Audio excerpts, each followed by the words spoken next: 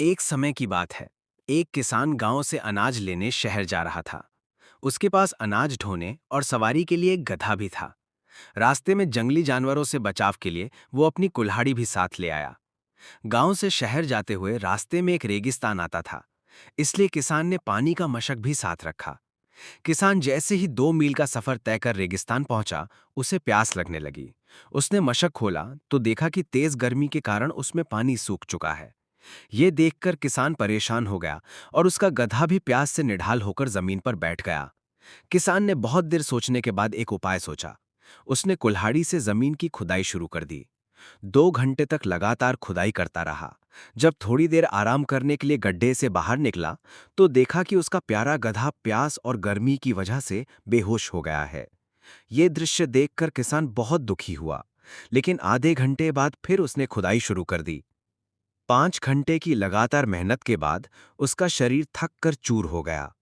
पसीने से तरबतर किसान ने ऊपर देखा और हैरान रह गया कि इतनी मेहनत के बाद भी रेगिस्तान में पानी की एक बूंद तक नहीं निकली थी।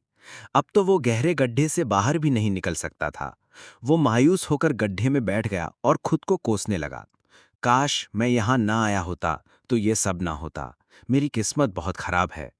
इन्हीं सोचों में डूबा था कि अचानक उसे महसूस हुआ, जमीन हिल रही है। किसान घबरा गया, लेकिन अगले ही पल गड्ढे से पानी का फवारा फूट पड़ा। किसान की खुशी का ठिकाना न रहा। वो पानी में तैरकर ऊपर आया और अपने गधे को पानी पिलाने लगा।